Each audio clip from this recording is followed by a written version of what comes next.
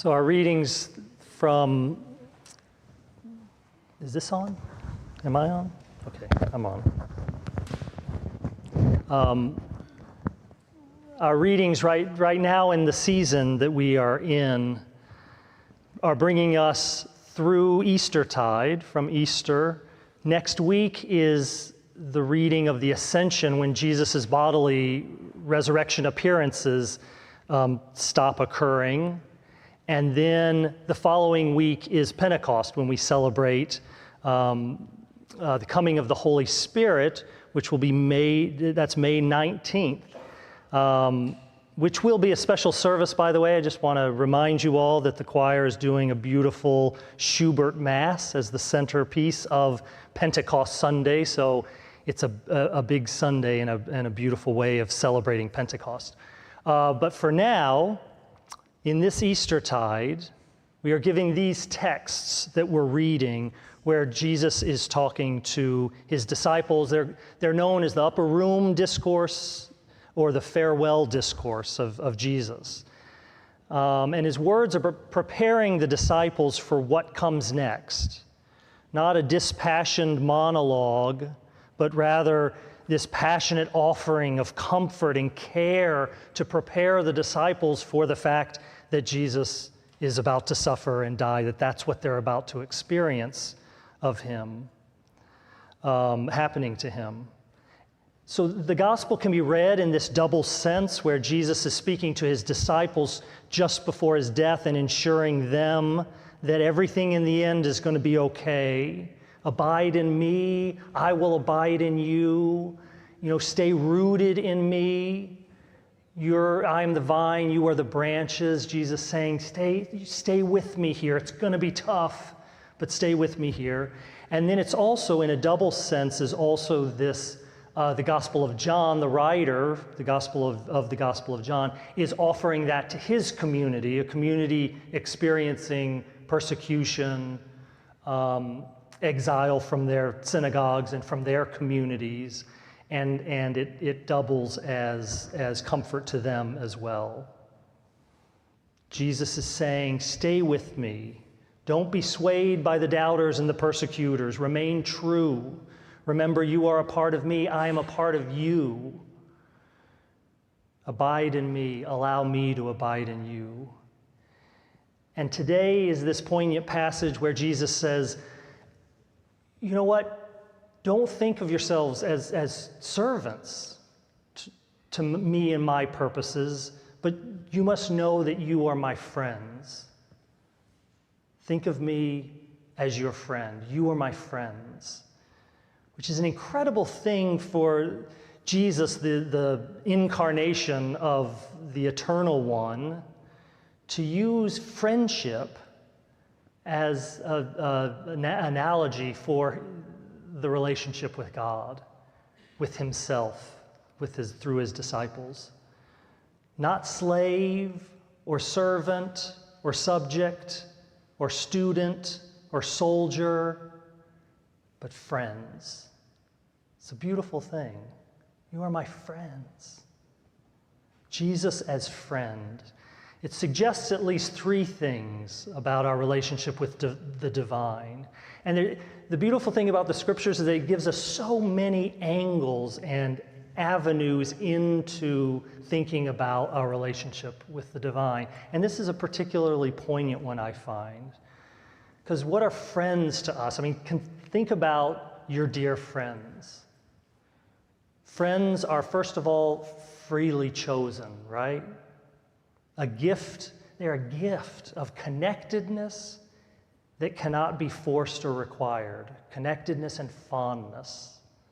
Similar to falling in love, we fall into friendships naturally and easily, don't we?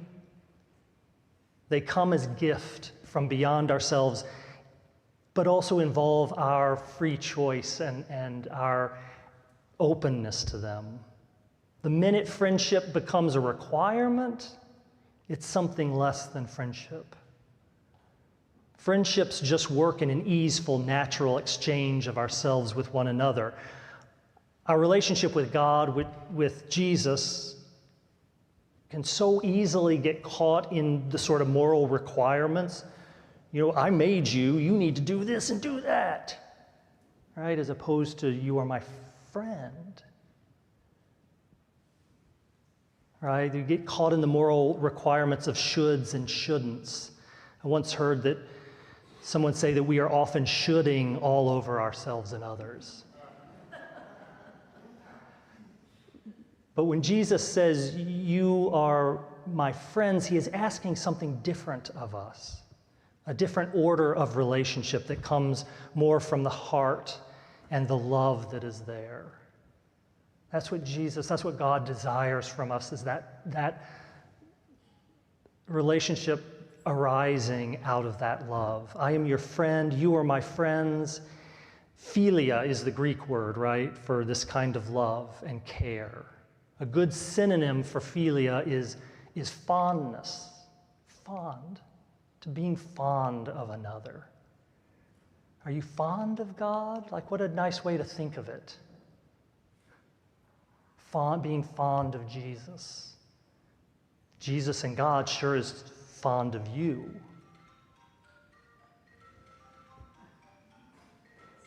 So how might that fondness, that's probably a friend calling you right now, which is good, that's perfect. So who are the friends in your life that you are very fond of? Bring one to mind. How might that fondness that you feel for that friend translate into how you understand your relationship to God? What is that friend to you?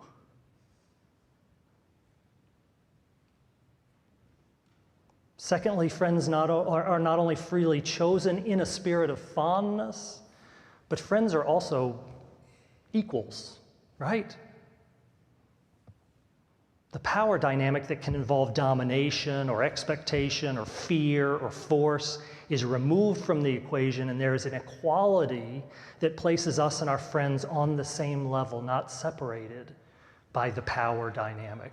Again, what a remarkable thing for Jesus, God incarnate, to invite us into this mode of relationship, of friendship, where we are equal with God, the source, the redeemer, the sustainer of all things. Friendship with God. Paul, in his famous letter to the Philippians, says that Jesus himself, being in the very nature of God, did not consider equality with God something to be grasped, but took on the nature of a servant. So Jesus enters into that servant role and then turns around and says to his disciples, you are not servants, but my friends. Jesus empties himself out and makes a way for us to enter into relationship with God. Theretofore unheard of way, unattainable before, a relationship of friendship through Christ. But Jesus does have a requirement involved in his invitation to friendship, which seems a little odd at first. If you do this, you will be my friends. If you do this, you will be my friends. But I think it does speak to the truth of friendship, that without it, the friendship is not there. And that is, Jesus says that we must follow his command in order to be his friends. You are my friends if you do what I command. And what does Jesus command us to do? Love one another. My friends are going to be those who love the people around them, who love me, who love God, but work to love the people around them. Those are going to be my friends. So even more than the spousal relationship formed out of eros and romantic love, the love of friendship is a love that is not turned to one another exclusively, but opens out to what is beyond.